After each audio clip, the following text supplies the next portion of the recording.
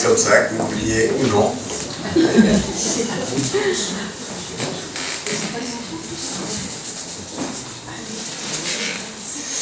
Moi, je trouve que le sermon sur la montagne, c'est un discours où Jésus est exigeant. Où Jésus exprime une exigence. C'est un discours fort. On avait vu, hein? On avait commencé avec les béatitudes.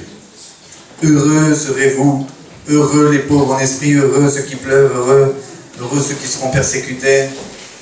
Hein? Et continue en disant, vous êtes le sel de la terre et la lumière du monde. Et si le sel perd sa saveur, avec quoi la lui rendra-t-on? On est censé briller et saler la terre, le monde. Il continue en faisant un parallèle entre l'ancienne alliance et la nouvelle alliance, en disant que les exigences de la nouvelle alliance sont bien plus importantes que celles de l'ancienne alliance. Il a été dit, vous avez appris, tu ne commettras pas d'adultère, mais moi je vous dis que quiconque regarde une femme pour la convoiter a déjà commis l'adultère dans son cœur avec elle. Donc Jésus hausse le niveau par rapport à l'ancienne alliance. Bien que nous soyons sous la grâce, il ne faut pas croire que parce qu'on est sous la grâce, le niveau est moins élevé que dans l'ancienne alliance, bien au contraire. Parce que la grâce de Dieu est là justement pour nous rendre capables de vivre selon les exigences de Dieu, selon l'exigence de justice et de sainteté de Dieu. Et Jésus a un discours fort. Il continue par rapport à la prière après, en disant, lorsque vous priez, pas si vous priez. Lorsque vous jeûnez, et pas si vous jeûnez. Et il explique comment faire. Il nous parle de notre vie spirituelle. Là aussi, en ayant une exigence, lorsque vous priez, lorsque vous jeûnez. Et on va continuer aujourd'hui dans Matthieu chapitre 6, à partir du verset 19, et on va lire jusqu'au verset 34. Jésus dit, « Ne vous amassez pas de trésors sur la terre, où les vers et la rouille détruisent, et où les voleurs percent et dérobent. Mais amassez des trésors dans le ciel, où ni les vers ni la rouille ne détruisent, et où les voleurs ne percent ni ne dérobent. Car là où est ton trésor, là aussi sera ton cœur. L'œil est la lampe du corps. Et si ton œil est en bon état, tout ton corps sera illuminé. Mais si ton œil est en mauvais état, tout ton corps sera dans les ténèbres. Si donc la lumière qui est en toi est ténèbres, combien seront grandes les ténèbres? Nul ne peut servir deux maîtres, car ou il haïra l'un et aimera l'autre, ou il s'attachera à l'un et méprisera l'autre. Vous ne pouvez servir Dieu et Mammon. C'est pourquoi je vous dis, ne vous inquiétez pas pour votre vie de ce que vous mangerez, ni pour votre corps de quoi vous serez vêtus. La vie n'est-elle pas plus que la nourriture et le corps plus que le vêtement? Regardez les oiseaux du ciel, ils ne sèment, ils ne moissonnent, ils n'amassent rien dans les greniers. Et votre Père Céleste les nourrit. Ne valez-vous pas beaucoup plus qu'eux? Qui de vous, par ses inquiétudes, peut ajouter une seule coudée à la durée de sa vie? Et pourquoi vous inquiétez au sujet du vêtement? Observez comment croissent les lys des champs, ils ne travaillent ni ne filent. Cependant, je vous dis que Salomon même, dans toute sa gloire, n'a pas été vêtu comme l'un d'eux. Si Dieu revêt ainsi l'herbe des champs qui existe aujourd'hui et demain sera jetée au four, ne vous vêtira-t-il pas? À plus forte raison, gens de peu de foi. Ne vous inquiétez donc pas en disant que mangerons-nous, ou que boirons-nous, ou de quoi serons-nous vêtus, car cela, ce sont les païens qui le recherchent. Or, votre Père Céleste sait que vous en avez besoin. Cherchez premièrement son royaume et sa justice, et tout cela vous sera donné par-dessus. Ne vous inquiétez donc pas du lendemain, car le lendemain s'inquiétera de lui-même. À chaque jour suffit sa peine. Amen. Alors c'est un passage encourageant, et ça peut paraître un passage encourageant, mais en réalité, ce que Jésus dit là, c'est de nouveau très exigeant. Parce que ce passage nous parle de quoi? Il nous parle de consécration à Dieu. Je vais y revenir aux inquiétudes et aux encouragements que Jésus donne. Versets 19 à 21, il dit « Ne vous amassez pas de trésors sur la terre, où les vers et la rouille détruisent et où les voleurs percent et dérobent. Mais amassez des trésors dans le ciel, où ni les vers ni la rouille ne détruisent et où les voleurs ne percent ni ne dérobent. Car là où est ton trésor, là aussi sera ton cœur. Là où est ton trésor, là aussi sera ton cœur. » Et moi je voudrais poser la question ce matin, quel est le but de ta vie? Quel est ton trésor? Quel est le but de ta vie? Quelle est ta préoccupation? Qu'est-ce que tu recherches dans ta vie? Qu'est-ce qu'on recherche? Le royaume de Dieu. Mais j'attends pas de réponse publique, simplement qu'on se pose la question chacun pour soi. Qu'est-ce qu'on recherche? Quelle est ma préoccupation?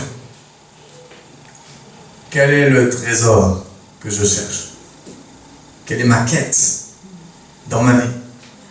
Qu'est-ce que je cherche? Quel est mon trésor? Qu'est-ce que je chéris le plus? Qu'est-ce qui a le plus d'importance pour moi? Est-ce que c'est Dieu? Ou est-ce que c'est autre chose? Et parfois ça peut être des choses très légitimes, parfois des choses pas légitimes, mais parfois des choses très légitimes que nous cherchons davantage que Dieu. Le travail, l'argent, la famille, les loisirs, une place sociale, une place dans l'église, le fiancé, la fiancée, l'épouse, les enfants, l'époux. Quel est mon trésor? Jésus dit dans Matthieu 10, 37, celui qui aime son père ou sa mère plus que moi n'est pas digne de moi. Et celui qui aime son fils ou sa fille plus que moi n'est pas digne de moi. Ouais. Après, on va me dire, oui mais Jésus, il est tout bon, tout gentil. Oui, il est bon, il est gentil. Mais pas tout bon, tout gentil. Gentil et bon, oui. Mais, encore une fois, d'une exigence. Moi, j'ai jamais rencontré quelqu'un plus exigeant. Rendez-vous compte, celui qui aime son père ou sa mère plus que moi n'est pas digne de moi. Celui qui aime ses enfants plus que moi n'est pas digne de moi, dit Jésus. Et là, il parle de la famille. Sur le principe, ce sont les personnes qui nous sont le plus chères. Hein? Celle de la famille. Où est-ce que j'amasse un trésor? Quelle est la préoccupation de ma vie?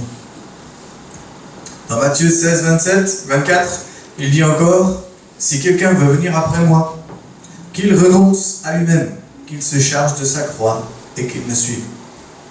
Je ne peux pas suivre Jésus si je ne suis pas prêt à renoncer à moi-même et à me charger de ma croix. Jésus dira encore, celui qui voudra sauver sa vie la perdra, mais celui qui acceptera à cause de moi de perdre sa vie la retrouvera. Si je ne suis pas prêt à perdre ma vie, quand je dis perdre ma vie, ça ne veut pas dire mourir, ça veut dire perdre ce qui m'est cher pour Jésus, alors je ne suis pas prêt à suivre Jésus. Parce que Jésus veut être number one. Numéro 1 dans ma vie. C'est pour ça que Jésus dit, ne vous amassez pas de trésors sur la terre, où les vers et la rouille détruisent et où les voleurs percent et dérobent. Mais amassez des trésors dans le ciel, où personne ne peut le prendre.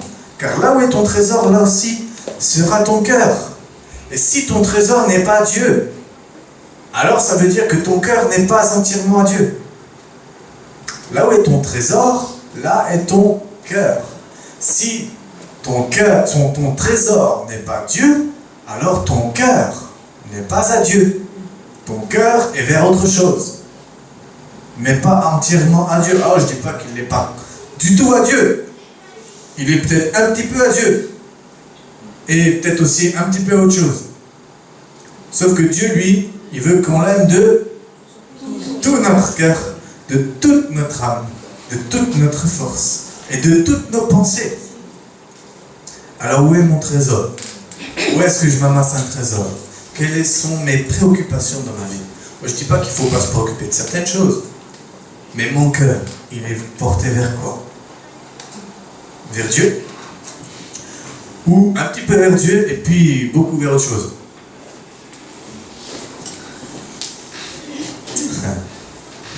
Dis à ton voisin, j'aurais peut-être mieux fait de ne pas venir ce matin.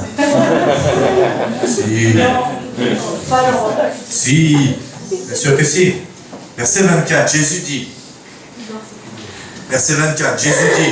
nul ne peut servir deux maîtres, car ou il haïra l'un et aimera l'autre, ou il s'attachera à l'un et méprisera l'autre. Vous ne pouvez servir Dieu et mammon. Alors mammon, c'est l'argent.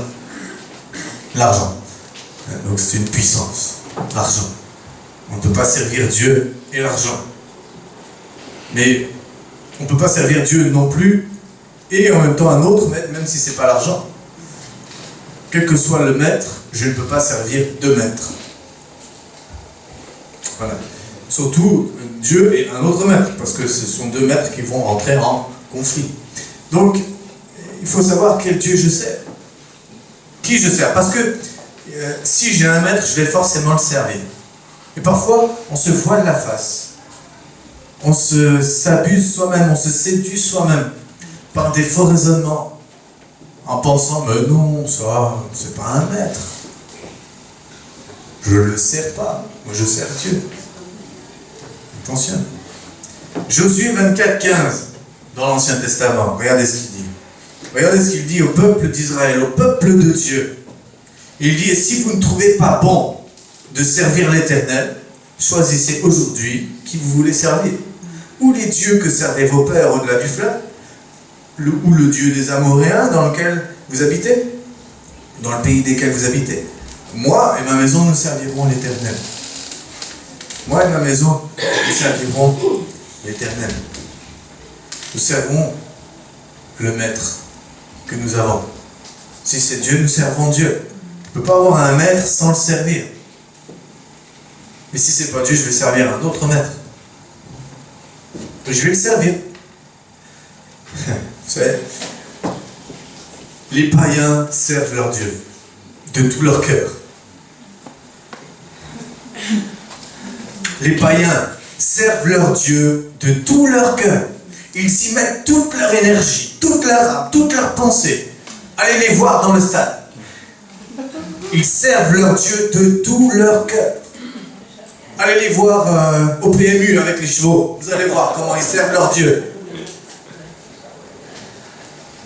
Allez les voir je ne sais où, servir leur Dieu. Ils servent leur Dieu de tout leur cœur.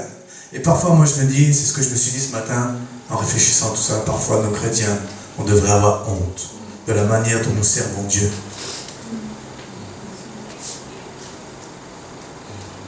Ah, je veux culpabiliser personne, mais quand je vois le zèle que certains mettent, des païens, le zèle qu'ils ont pour leur maître,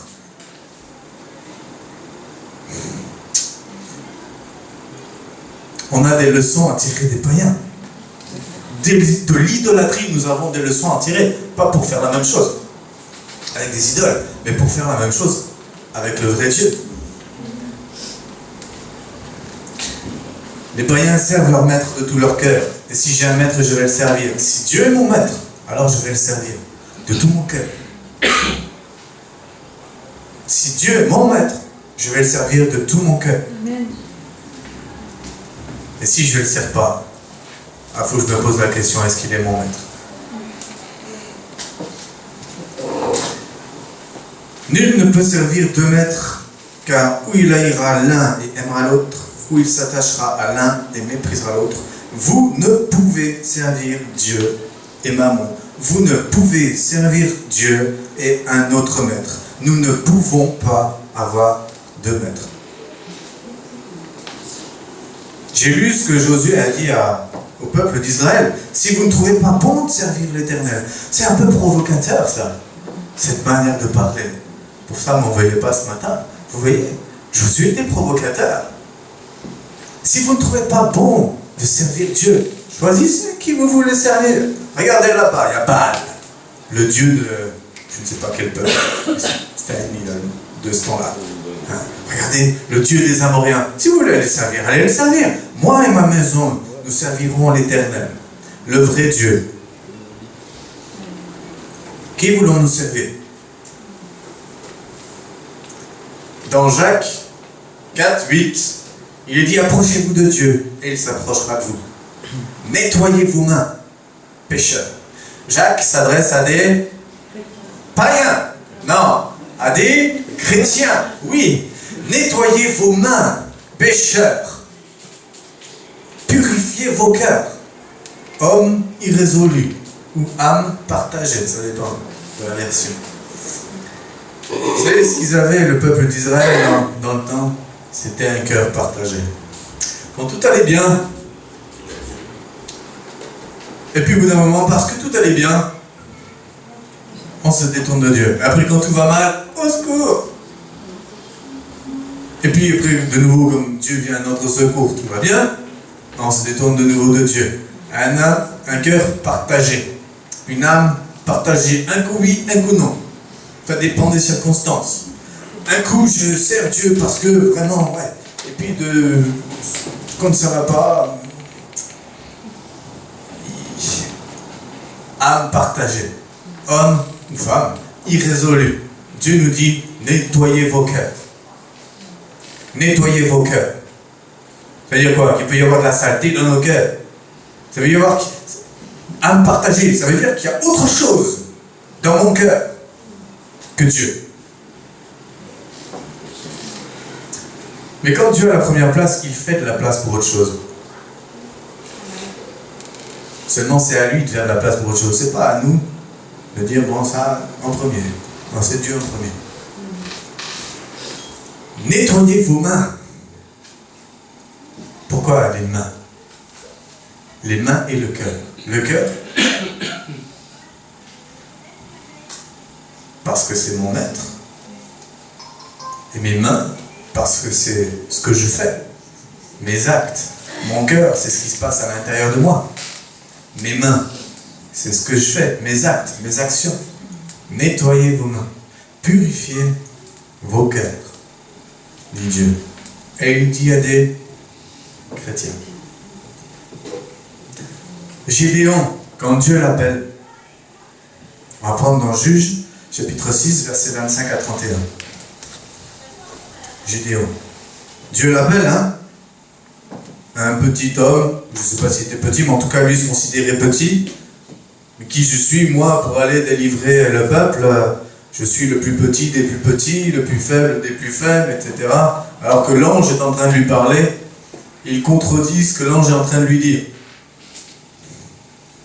Comme parfois nous pouvons avoir des forteresses dans nos pensées. Hein? Dieu est en train de lui parler. Il a l'ange en face de lui. Imaginez-vous. Un ange en face de vous en train de vous dire quelque chose. Et vous, vous êtes là en train de le contredire. Vous imaginez ça? Vous êtes avec moi ou pas? Oui. C'est la sonne déjà. Ouais. Il contredit Dieu, mais Dieu ne lui tient pas rigueur de l'avoir contredit. Alors qu'il y en a un autre, hein, à la fin de l'Ancienne Alliance, c'est le... qui est dans le temple là. Après Dieu lui ferme la bouche. Papa, aide-moi.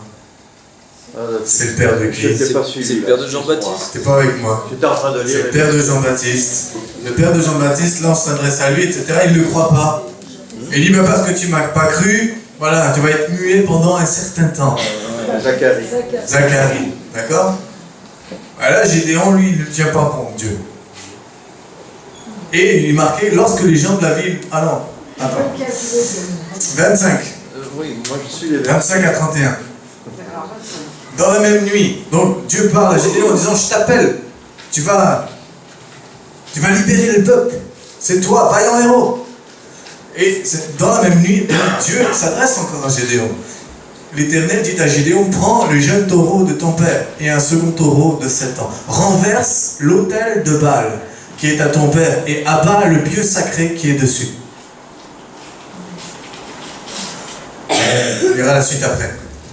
La première chose que Dieu demande à Gédéon, en l'appelant, c'est de détruire l'autre Dieu qui était dans sa maison. De détruire Baal, qui était une idole. La première chose que Dieu demande à Gédéon, c'est ça. Tu bâtiras ensuite et tu disposeras sur le haut de ce rocher un autel à l'Éternel ton Dieu. Tu prendras le second taureau et tu offriras un holocauste avec le bois de l'idole que tu auras abattu. Gédéon prit 10 hommes parmi ses serviteurs et fit ce que l'Éternel avait dit. Mais comme il craignait la maison de son père et les gens de la ville, il exécuta de nuit et non de jour. Lorsque les gens de la ville se furent levés de bon matin, voici l'autel de Baal était renversé, le pieu sacré placé dessus était abattu et le second taureau était offert en holocauste sur l'autel qui avait été bâti. Moi je crois qu'il a fallu du courage à Gédéon de faire ça. Ça faisait des années que cet autel-là existait, que cette idole-là était là, que les gens de sa maison adoraient, servaient ce Dieu-là. Et je trouve que Gédéon est assez prompt à obéir à Dieu parce qu'il le fait dans la nuit. Il le fait quoi, hein? Il le fait assez promptement. Il le fait dans la nuit parce qu'il ne veut pas le faire de jour, il ne veut pas qu'on le voit en train de le faire. D'accord? Donc ça, ok? Mais il le fait. Il le fait. Il n'attend pas 6 mois pour le faire. Il le fait. Et quand même, il faut être courageux. Parce qu'il allait devoir affronter les gens après. D'ailleurs, c'est ce qui s'est produit. Lorsque les gens de la ville se furent levés de bon matin, voici l'autel de Baal était renversé, le pieu sacré placé dessus était abattu, et le second taureau était offert en holocauste sur l'autel qui avait été bâti. Ils se dirent l'un à l'autre, qui a fait cela? Et ils s'informèrent et firent des recherches. On leur dit, c'est Gédéon, fils de Joas, qui a fait cela. Ah, il l'a fait de nuit, mais tout le monde savait quand même que c'était lui. Alors les gens de la ville dirent à Joas, fais sortir ton fils et qu'il meure, car il a renversé l'autel de Baal et abattu le pieu sacré qui était dessus. Joas répondit à tous ceux qui se présentèrent à lui, est-ce à vous de prendre parti pour Baal? Est-ce à vous de venir à son secours? Quiconque prendra parti pour Baal mourra avant que le matin vienne. Si Baal est un dieu qu'il plaide lui-même, sa cause, puisqu'on l'a renversé son autel. Gédéon, la première chose que Dieu lui a demandé, c'est de renverser l'autre maître. On ne peut pas servir deux maîtres. Donc, ce que Dieu a demandé, c'est la première chose, c'est de renverser l'autre maître. Gédéon ne pouvait pas servir Dieu s'il y avait toujours ce maître-là, présent. Mais il s'est attiré la foudre des gens. J'aimerais te dire, si Dieu t'appelle, la première chose que Dieu va te demander, c'est de renverser les idoles dans ton cœur. Sans quoi, on ne peut pas servir Dieu. La première chose que Dieu va te demander, et va me demander, c'est de renverser les idoles. Et pour ça, ça peut avoir des conséquences après dans mes relations avec les gens. Ça peut susciter des réactions. Et je dois être prêt à affronter les réactions des gens par obéissance à Dieu. À renverser ce qui prend la place de Dieu. Et à subir éventuellement le mécontentement des gens. Plutôt que de dire, ah non, je ne le fais pas, parce que si je le fais, un tel va réagir, mon père va réagir, ma mère va réagir, ma femme va réagir, mon mari va réagir, mes enfants vont réagir. Donc, je ne le fais pas. Et Dieu ne réagit pas, peut-être. Alors, je préfère faire réagir Dieu plutôt que les autres. Il y a des questions à se poser. Parce que c'est pas parce qu'on ne voit pas Dieu, pas parce qu'on n'entend pas Dieu, qu'il ne réagit pas. Verset suivant. En ce jour-là, on donna à Gédéon le nom de Jérubbal, en disant que Baal plaide contre lui puisqu'il a renversé son autel. Et verset suivant. Tout Madian, Amalek et les fils de l'Orient se rassemblèrent, ils passèrent le Jourdain et campèrent encore verset suivant. On va y arriver. Gédéon fut revêtu de l'Esprit éternel. Après, avoir renversé Baal. Pas avant. Après. Il était revêtu de l'Esprit de Dieu. Après. Si je veux être revêtu de l'Esprit de Dieu, être utilisé par Dieu et servir Dieu, il faut renverser les idoles. Renverser les idoles. Regardez cette histoire encore. Dans Marc chapitre 10, verset 17 à 22. Comme Jésus se mettait en chemin, un homme accourut et se jetant à genoux devant lui. Bon maître, que lui demanda-t-il, que dois-je faire pour hériter la vie éternelle? Jésus lui dit, pourquoi m'appelles-tu bon? Il n'y a de bon que Dieu seul. Tu connais les commandements, tu ne commettras point d'adultère, tu ne tueras point, tu ne déroberas point, tu ne diras point de faux témoignages, tu ne tueras personne. Honore ton père et ta mère. Il lui répondit, maître, j'ai observé toutes ces choses dès ma jeunesse. Jésus l'ayant regardé les mains, il lui dit, il te manque une chose, va, vends tout ce que tu as, donne-le aux pauvres, et tu auras un trésor dans le ciel. C'est ce que Jésus dit dans Matthieu 6. Ne vous amassez pas des trésors sur la terre, amassez des trésors, on est en plein dans le sujet. Puis viens et suis-moi, dit à cet homme. Mais affligé de cette parole, cet homme s'en alla tout triste, car il avait de grands biens. Et cet homme-là vient voir Jésus en disant, je veux te suivre, Jésus. Qu'est-ce que Jésus fait? La première chose que Jésus fait, il met le doigt sur une idole dans sa vie. L'argent. Pour cet homme-là, les richesses. C'est pas une mauvaise chose d'être riche. L'amour de l'argent est une mauvaise chose. La richesse n'est pas une mauvaise chose. Comme dit quelqu'un que je connais bien, l'argent est un bon serviteur, mais un très mauvais maître. Voilà, cet homme-là avait un problème. Il voulait suivre Jésus, mais en même temps, il aimait tellement ses richesses que Jésus lui met le doigt dessus. La première chose, tu veux suivre Jésus, je veux suivre Jésus. La première chose que Dieu va faire, le doigt, il va mettre, c'est ce qui va m'empêcher de le suivre. C'est pour ça que Jésus dit, si on n'est pas prêt à renoncer à nous-mêmes, on n'est pas prêt à le suivre. Ah, je peux croire en Jésus, je peux avoir une foi, je peux aller à l'église et ne pas suivre Jésus. Parce que je ne suis pas prêt à renoncer à moi-même. Alors, j'assiste au culte, je chante pendant la louange, j'écoute le message, je suis d'accord ou pas d'accord avec ce qu'il dit. Je peux faire ça en suivant Jésus ou sans suivre Jésus. Parce que je garde dans mon cœur des idoles. Des choses qui vont m'empêcher de suivre Jésus. C'est pour ça que Jésus met le doigt directement. Il aurait pu dire à ce jeune homme, bon, ben écoute, on va faire un essai. Essaye de me suivre une quinzaine de jours, tu verras si ça te convient. Et puis, voilà. Vous savez, parfois j'entends des choses. Enfin, comment dire? Je vais essayer de... Quand on veut faire avancer quelqu'un, il y a quelque chose qui ne va pas dans sa vie, il y a deux manières de faire. Soit on est franc, direct, en disant telle chose ça ne va pas, tu viens d'arriver en règle avec Dieu. Et ça, c'est la manière de Dieu de faire.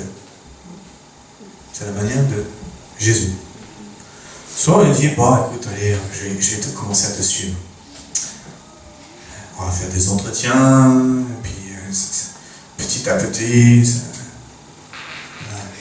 je vais t'aider à ce qu'on appelle la relation d'aide. Je crois à la relation d'aide à partir du moment où la personne a fait des bons choix. Et puis on fait des entretiens,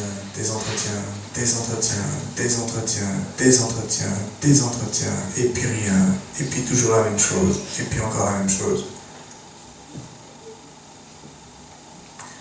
Jésus ne faisait pas comme ça. Il aurait pu dire à ce jeune homme, écoute, on va prendre le temps de discuter, je vais essayer de t'aider à te détacher de tes richesses. Non, il dit, tu laisses tomber tes richesses, tu vends tout ce que tu as et tu me suis. Et cet homme-là il est reparti, tout triste. Et Jésus n'a pas couru derrière, en disant, attends, on va s'arranger autrement. Pas courir derrière. Soit tu veux obéir à Dieu, soit je veux obéir à Dieu, soit je veux pas, mais Dieu ne transigera pas avec ça. Et parfois, nous, dans notre manière d'aborder les choses, on n'est pas tout à fait aligné avec la manière de faire de Dieu. Je suis radical. Amen. Si on n'est pas radicaux, on n'aide pas les autres, on ne rend pas service aux autres. Ce qui avait aidé quelqu'un à prendre une décision, c'est d'avoir quelqu'un en face de lui qui va lui dire les choses telles qu'elles sont. Après, chacun devant ses responsabilités, à faire ses choix. Mais Dieu, lui, nous met toujours devant nos responsabilités et il mettra toujours le doigt sur ce qui va m'empêcher de le suivre. En premier. Amen, tu as toujours bien fait d'être là ce matin. Et moi aussi. Parce que vous savez, ce que je dis, c'est valable pour vous et moi. La parole de Dieu, c'est une épée à double tranchant. Un tranchant pour l'auditoire et l'autre tranchant juste pour moi. Donc je suis concerné aussi par ça.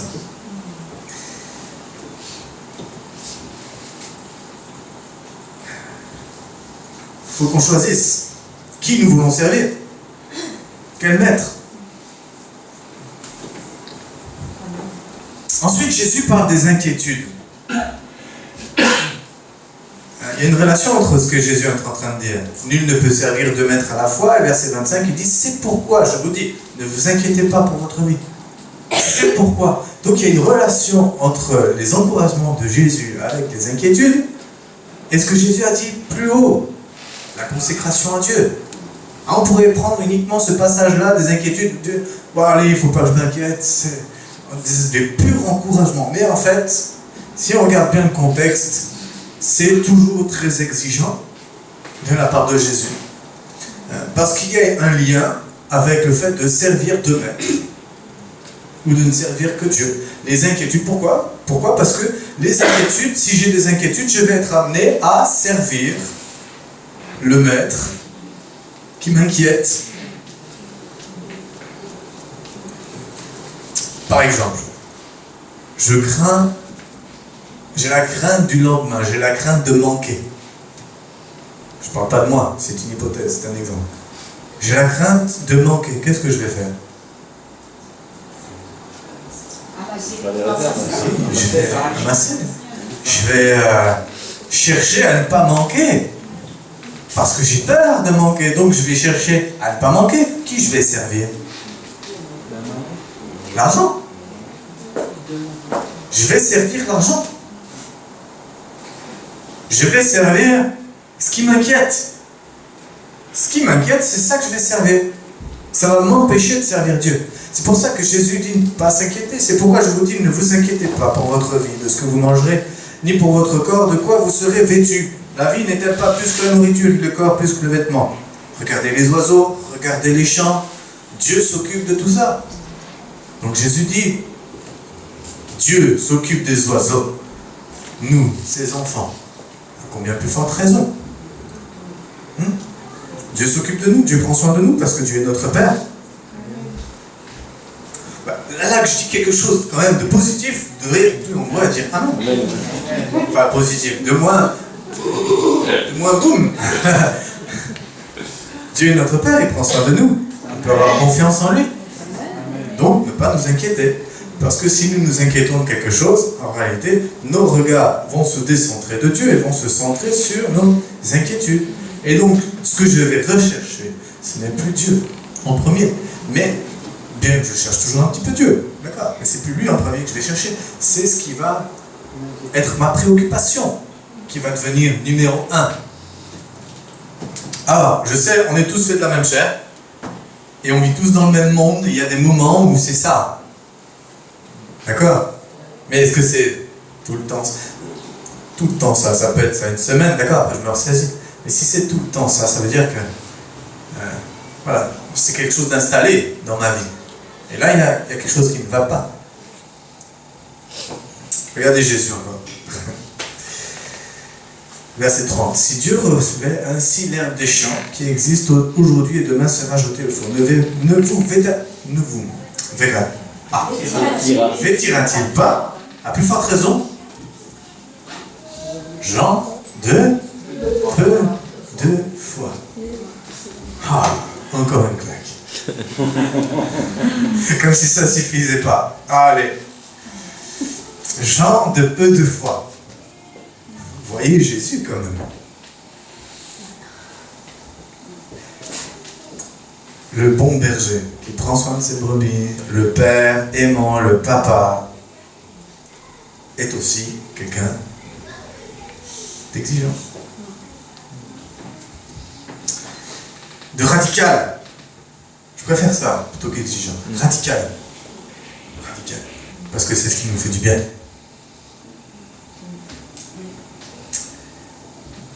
Et oui, parce que Dieu fait toujours les choses pour notre bien. Même quand il nous en met une, c'est pour notre bien. Donc si Jésus s'adresse aux gens comme ça, c'est pour leur bien. Même aux pharisiens, quand il leur dit sépulcre blanchi, race de vipères, c'est pour leur bien. C'était pour leur bien. À un moment donné, il leur dit, moi je vous dis ça, pour que vous soyez sauvés. Pourquoi il leur dit ça? Parce qu'ils avaient besoin d'entendre ça. C'était la vérité. J'ai jamais entendu un quelconque pasteur s'adresser comme ça à quelqu'un. Et je pense que tout le monde serait choqué, si un serviteur de Dieu s'adressait à quelqu'un en ces termes. Alors que Jésus lui l'a fait. Alors on peut dire oui, mais c'est Jésus. Je ne suis pas en train de dire que j'ai envie de parler comme ça. Rassurez-vous. Rassurez-vous. Simplement, voilà, je commente les choses.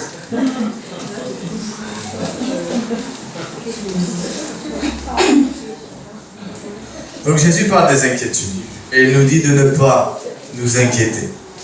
De ne pas nous inquiéter. Si je suis pris par les inquiétudes, je ne vais plus chercher Dieu, je vais chercher à résoudre mon inquiétude. Je ne vais plus servir Dieu, je vais servir ce qui m'inquiète. Et puis Jésus termine en disant, verset 33, « Cherchez premièrement son royaume et sa justice. » Le royaume de Dieu et sa justice. Et tout cela vous sera donné par-dessus. Tout cela vous sera donné par-dessus. Voilà. Jésus revient à son sujet. Les inquiétudes, c'était qu'une parenthèse. Jésus revient à son sujet. Son sujet, c'est être consacré à Dieu. Ça n'enlève pas. Continuons à puiser dans ce passage qui parle des inquiétudes, pour nourrir notre foi. Parce que si Jésus le dit, c'est pour ça. D'accord ? Mais Jésus revient en disant, cherchez premièrement le royaume de Dieu. Premièrement, le royaume de Dieu et sa justice. La dernière fois que j'ai parlé du royaume de Dieu, j'ai dit, quand on parle de royaume de Dieu, quand on regarde le terme, il n'est pas question du royaume sur lequel le pouvoir du roi s'exerce, il est question du pouvoir du roi lui-même. Le pouvoir royal en lui-même, pas le royaume sur lequel s'exerce le pouvoir, mais le pouvoir en lui-même, c'est-à-dire le règne en lui-même, l'autorité du roi en elle-même. Donc si je cherche premièrement le royaume de Dieu, le règne de Dieu, je cherche l'autorité, le règne de Dieu. C'est ça que je cherche en premier. Donc en réalité, ça veut dire quoi? C'est-à-dire que je cherche à ce que Dieu soit en premier, il soit roi. Amen. C'est ça Amen. que je cherche. Cherchez premièrement ça. Et tout le reste viendra. C'est une promesse de celui qui ne ment pas. Amen. Cherchez le royaume de Dieu premièrement et sa justice. Ça veut dire quoi? Déjà premièrement dans ma vie personnelle, permettre à Dieu d'agir dans ma vie. Permettre à Dieu d'agir dans ma vie, d'y faire son œuvre, d'y accomplir sa volonté et non la mienne. si dans ma vie, je ne permets pas à Dieu d'accomplir sa volonté, et que c'est ma volonté qui prédomine, alors je passe à côté. Ce n'est pas le règne de Dieu qui vient dans ma vie, c'est mon règne moi. Même si je suis croyant, c'est mon règne moi. Jésus, quand il montre à ses disciples comment prêcher, il leur dit, notre Père, qui es aux cieux, que ton nom soit sanctifié, que ton règne vienne, et que ta volonté soit faite sur la terre, comme elle est faite au ciel. Donc si moi, je ne suis pas animé de ça, si je ne cherche pas premièrement à ce que la volonté de Dieu soit faite dans ma vie, non pas ma volonté, mais celle de Dieu, alors je passe à côté. Je ne cherche pas premièrement le royaume de Dieu, je cherche premièrement mon royaume. Et vous notez bien ce premièrement. Ça ne veut pas dire que je ne cherche pas un petit peu le royaume de Dieu. Et c'est pas ça que Dieu attend. C'est qu'on le cherche premièrement. Ça ne veut pas dire que je ne cherche que le royaume de Dieu. Je le cherche premièrement. C'est une question de priorité tout simplement. C'est juste une question de priorité. Ça veut dire que Dieu laisse de la place aussi pour d'autres choses qui sont légitimes, bien sûr. À condition que les priorités soient bien ordonnées. Premièrement, le règne de Dieu dans ma vie, la volonté de Dieu dans ma vie. Et ensuite, Jésus dit, tout le reste vient. Tout le reste vient. Le règne de Dieu dans ma vie. Et puis aussi me préoccuper de l'œuvre de Dieu. C'est une chose de se préoccuper de la volonté personnelle de Dieu pour moi. Dieu a une volonté pour chacun de nous. Il a une volonté personnelle. D'accord ? Mais regardez un petit peu, la salle est presque pleine. Il n'y a pas les enfants. Regardez.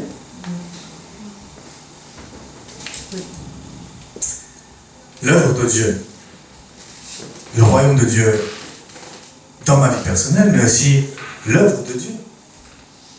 Est-ce que c'est un minimum ma préoccupation? Est-ce que je me préoccupe de l'œuvre de Dieu, du règne de Dieu, pas uniquement dans ma vie, mais que le règne de Dieu soit manifesté d'une manière générale dans ma vie et d'une manière générale, que le royaume de Dieu progresse. Nous avons tous à nous préoccuper de ça, puisque nous sommes tous membres du corps de Christ. Donc nous avons tous à manifester un intérêt pour le corps, pour le règne de Dieu dans le corps, pour le règne de Dieu dans le monde, en cherchant à ce que la volonté de Dieu soit faite dans ma vie, dans l'Église, dans le monde. Si ça c'est ma priorité, si ça c'est ce que je cherche premièrement, alors le reste va suivre. Et je n'aurai pas besoin de m'inquiéter, parce que le reste va suivre. La bénédiction de Dieu va m'accompagner. On veut la bénédiction de Dieu. On veut la bénédiction de Dieu. Alors mettons les priorités là où il faut les mettre. Regardez le prophète Agé, chapitre 1, verset 9 à 11. Voilà ce qui arrive quand on ne met pas les priorités dans le bon ordre. Agé, chapitre 1, verset 9 à 11. Vous comptiez sur beaucoup, et voici vous avez peur. Vous l'avez rentré chez vous, mais j'ai soufflé dessus. Pourquoi, dit l'Éternel désormais?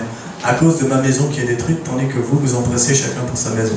C'est pourquoi les cieux vous ont refusé la rosée, et la terre a refusé ses produits.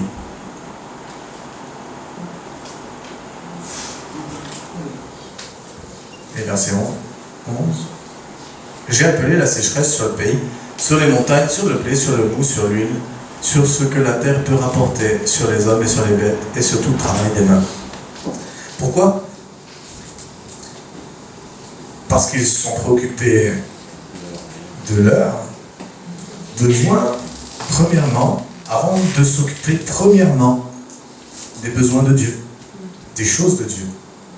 En l'occurrence, à l'époque de la maison de Dieu, qui était le temple à Jérusalem. Voilà ce qui arrive. Alors, on veut la bénédiction de Dieu, donc c'est une loi spirituelle. Vous savez, les lois, personne ne peut y échapper. Les lois de la physique, personne ne peut y échapper. Si je lâche mon micro, il va tomber. Et je ne le ferai pas. Sinon, Yvan, est en train de dormir, va me gronder.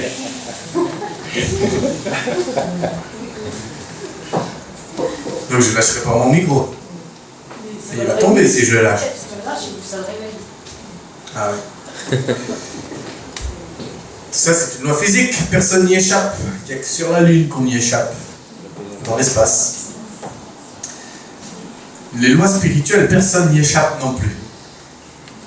Et là, Jésus nous dit une loi spirituelle. Cherchez premièrement le royaume de Dieu et sa justice, et toutes ces choses-là vous seront données par-dessus. C'est une loi. C'est-à-dire que si je la mets en application, je vais avoir le résultat. Automatiquement. Si je cherche premièrement le royaume de Dieu et sa justice, automatiquement, le reste va suivre.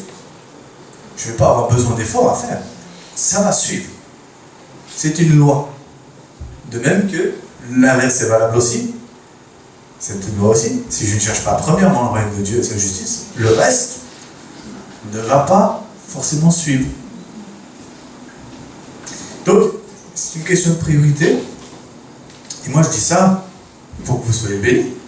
Amen. Je fais faire Magali. Ok?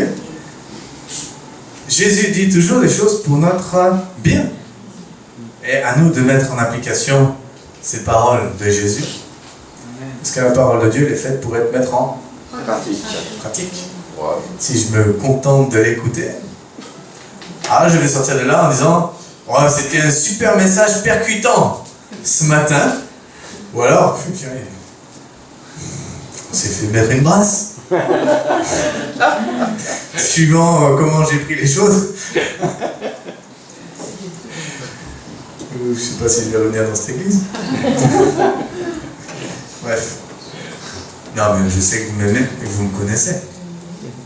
Donc il n'y a pas de problème pour ça. Et encore une fois, ce que je dis est valable pour tous. Moi y compris. Et comme je disais, on est tous faits de la même chair. Et j'ai régulièrement besoin de réviser mes positions dans mon cœur. J'ai besoin de réviser mes positions dans mon cœur. Donc si je peux dire ça, je peux aussi dire tu as besoin de réviser tes positions dans ton cœur. Amen avec ça? Amen. Alors révisons nos positions dans notre cœur. Prions.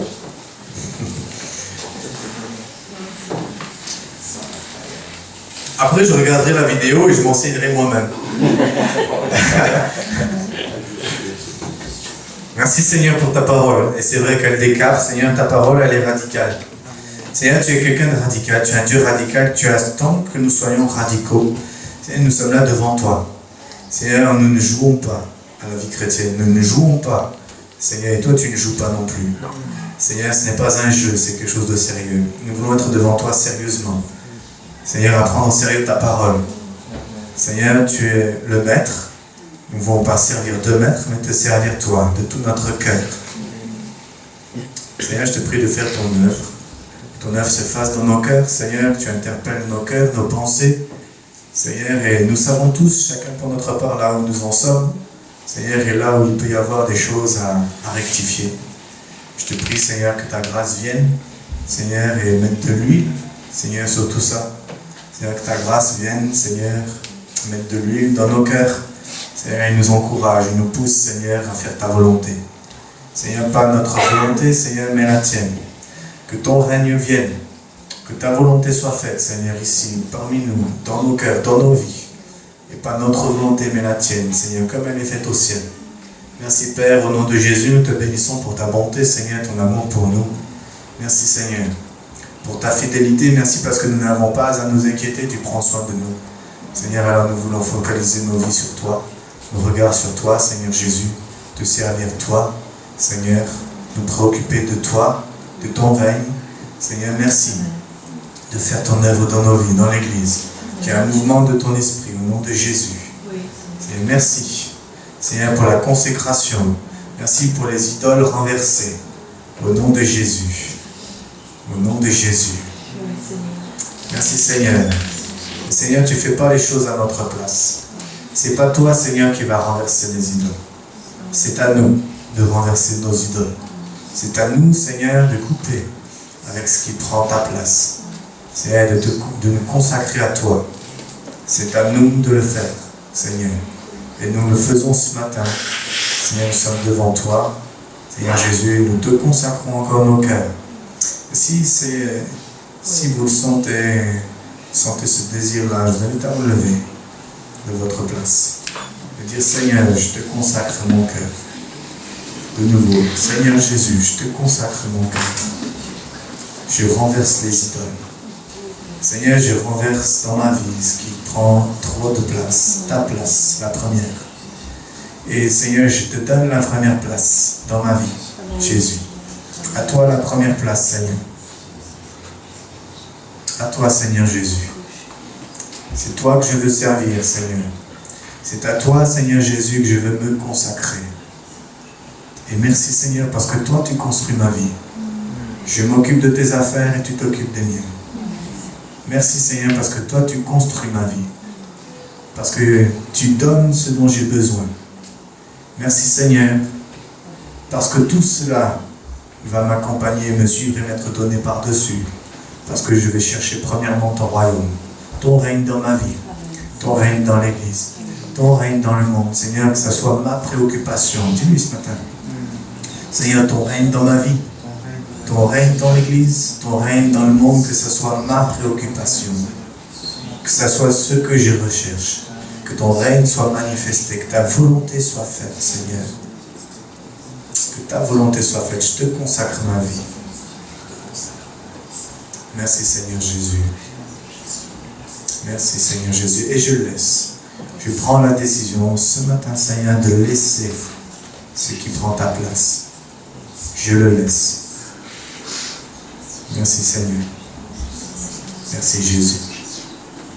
Merci, Jésus. Seigneur, je bénis en ton nom, Seigneur, tous ceux qui ont fait cette démarche. Seigneur, au nom de Jésus, qu'ils soient bénis. Sois béni au nom de Jésus. Merci, Seigneur. Merci pour ta présence, pour ton esprit qui est à l'œuvre. Merci, Seigneur Jésus. Je bénis au nom de Jésus.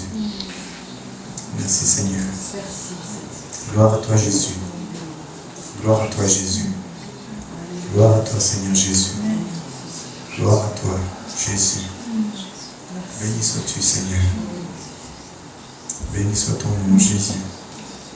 Alléluia, Jésus.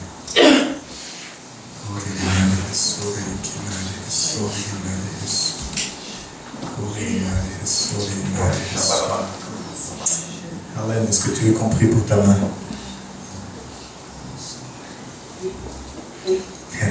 Oui, en même temps, ça ne ferait pas te dire non.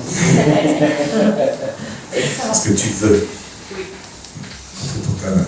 Adèle, tu poses ta main, s'il te plaît. Et tu pries. Merci Seigneur pour ta présence parmi nous.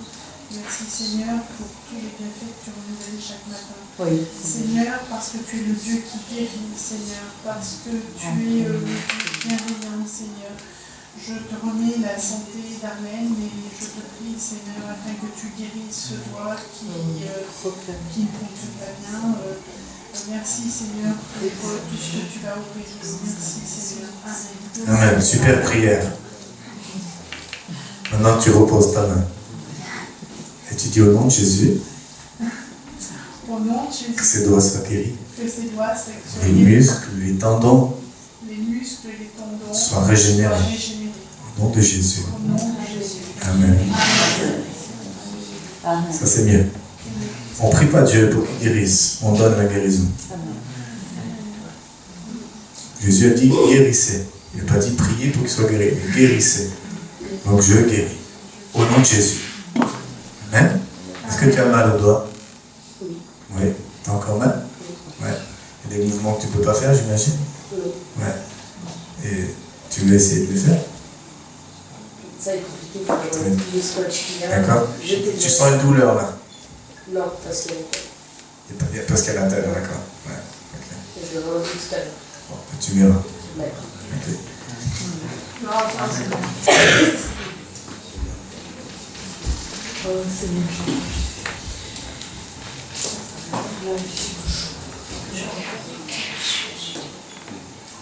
Bien chérie, c'est Sandrine qui va prier. Hein? Jésus est présent chez moi, chez Adèle et chez Sandrine. Amen. Si, chez Marie-Claire aussi, bien sûr. D'accord? Ok. Vas-y. Oui, on va prier pour tes yeux, c'est Sandrine qui va prier pour tes yeux.